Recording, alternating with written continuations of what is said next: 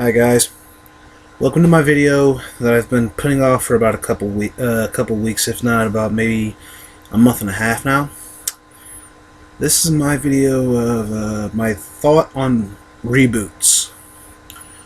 Now, before I go into it, let's ask a question. What is a reboot? In my mind, a reboot is more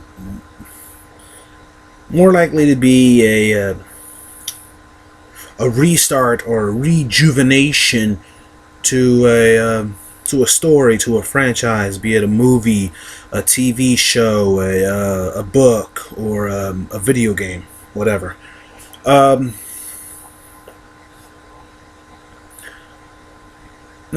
my thoughts on reboots are like this. Sometimes they're not really necessary. Other times, there could be a reason why you should bring it back. One such reason is, one reason I could say is okay to bring it back is to either explain something that happened but was never brought to the surface, or to basically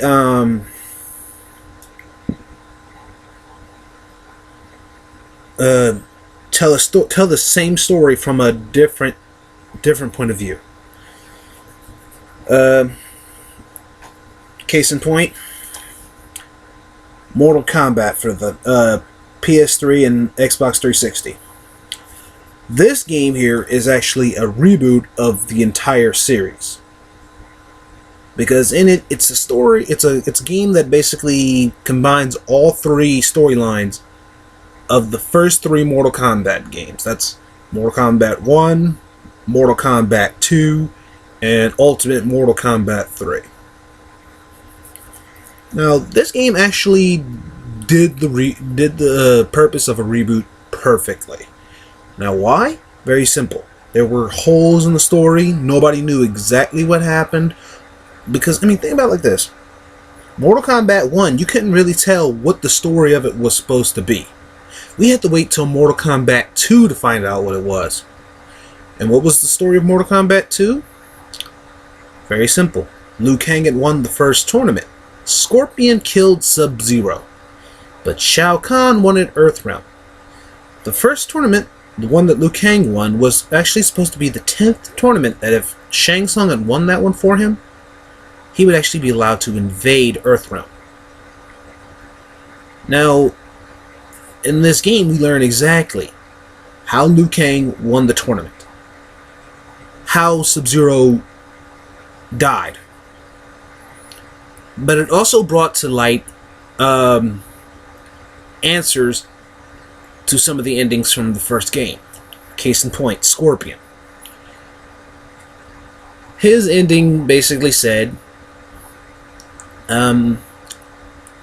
he had achieved his goal of killing Sub-Zero in revenge for what he did to him 2 years before the tournament. Now, it also stated in his MK1 ending that for doing that, he would never be able to see his wife, child, or clan again. Now, that left people going, why was that? How come Scorpion could never see his wife and children again? Thus, this game answers that question. Now, some of you could be wondering, I still don't get it. In the story mode, spoilers, if those watching this have never played Mortal Kombat 9, as what the numeric value, what the numeric sign for this game is in the story. Raiden, the Thunder God, made Scorpion a deal. Raiden saw that if Scorpion killed Sub-Zero, somehow Noob Saibot would be born. And Scorpion was like, I don't care. I'm still going to kill him for what he did to me and my clan. Not to mention my wife and child. He's going to pay. Raiden, the Thunder God, basically said this: if you spare Sub-Zero's life, I will ask the other gods to resurrect your clan and your wife and child back to the realm of mortals. That was a deal Scorpion couldn't pass up. He can go ahead and get tortured in hell, knowing that his family and his clan was back among the living. But then we saw how. But then we see. Oh, okay. That's why he went mad. The sorcerer Quan Chi was the one who basically made him say, "Screw the deal. I'm gonna go ahead and kill Sub-Zero." Now, like I said, that's what one purpose of a reboot is for. Another purpose of a reboot is to bring something back, bring new life into it, or basically try and make it to where, okay, this generation never got to experience it, so we're gonna bring it back, and we're gonna basically tell you the story of what happened, but we're gonna do it in a way that not only makes the story more relatable, but makes the story more understandable and makes people want to get in and say, hey, wait a minute, what was the original story? What was the original story? That's what I want to know. What was it? Like, case in point, can't think of one. Terminator. What was the original story of Terminator? Man had created the ultimate defense program. With this, it would eliminate all. It could eliminate the possibility of all wars. Using the data that it had basically obtained from databases all around the world, it learned the one key thing that could keep war going was man. So, this machine, Skynet, basically created robots, and launched all nuclear missiles, reducing mankind down to, let's say, maybe 10-15% of the population on Earth. But Skynet still knew. Skynet still theorized that if man could still, come back and win, especially when mankind was being led by John Connor. So it sent a robot back into the past to basically kill John Connor, or at the very least kill his mother, so that way he would not be born. But as we all know, that plan did not work. Skynet ended up failing, I believe, at the hands of one of its own Terminators. Now, Terminator Genesis was basically a reboot of the first movie. I never saw it. I really never saw it, because when I heard that it was a reboot of the first one, I was like, well, no reason to go see it. I already know what happens.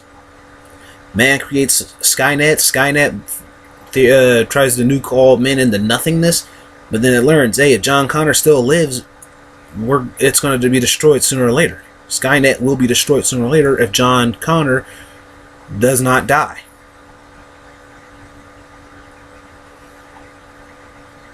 I didn't really feel the need to see it. Then I heard why. Another reason. It was because, his mother was, instead of saying, oh, I don't know why this is going on. I don't know why these machines are trying to kill me and my son. Apparently she herself was, I think from what I've heard, a robot. If not, like, she had weapons training, which kind of basically, like, from what I've heard about it, it kind of defeated the purpose of the movie. I mean, don't get me wrong. I have no problem with a woman protecting herself and her children. But when I heard about that, I was like, well then, why in the world would anybody who loved the original movie want to go see it? Case in point, we have a movie coming out July 15th. Unfortunately, that is my birthday. Called Ghostbusters. Now, I'll tell you this right now. About a good 30 years ago, I never saw the original movie in theaters. Okay, because I wasn't even born. I'm 27. This movie happened in 1984. 40 years before I was born, mind you. 4 years.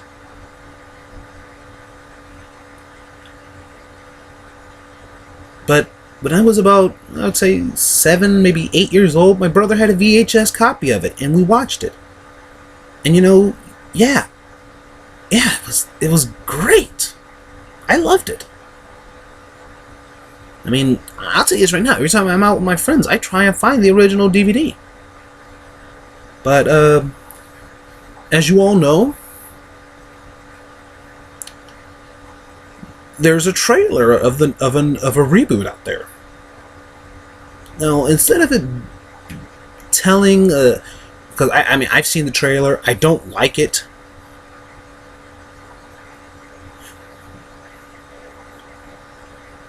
And to tell you the truth,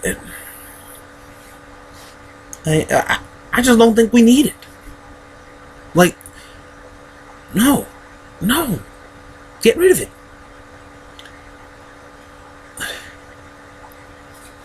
In case you haven't seen the trailer, I'll link it down below in the description bar, so check it out if you want to. I think the actresses in it, because instead of the Ghostbusters being men, they're basically saying we're going to make it all women. I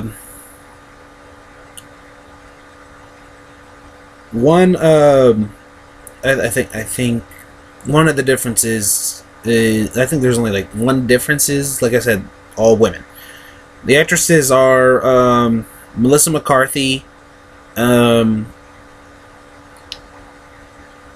Leslie Jones, I think her name's Leslie Jones. I can't remember the other two. But from what I can see in the trailer, it doesn't look good. That brings me to the point that I want to make. My thought is, are reboots necessary? No. Should everything be rebooted just because of the fact that, some people never got to experience it back then, they want to bring it back for this generation?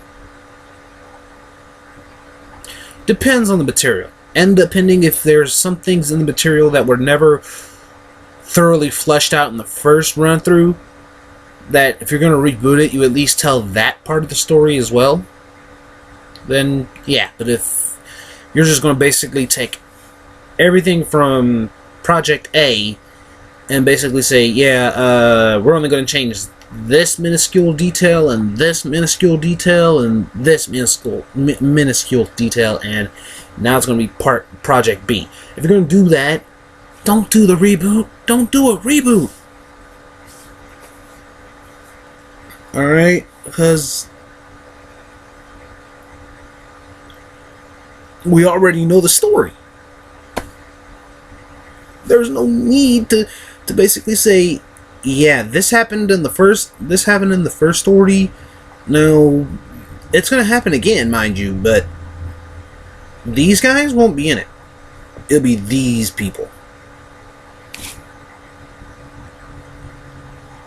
So once again, to summarize, do we need reboots? Maybe. Should everything get a reboot? No. And what do I think of the Ghostbusters film in July?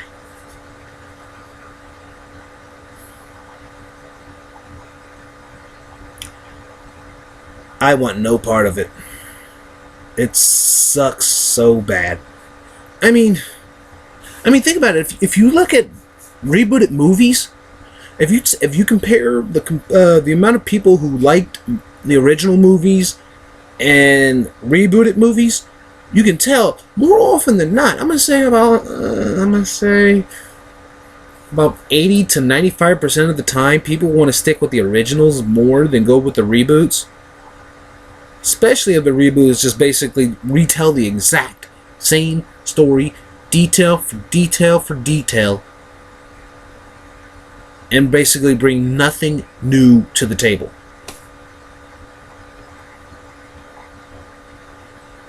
But that's just my thought on reboots. But I'm just one guy.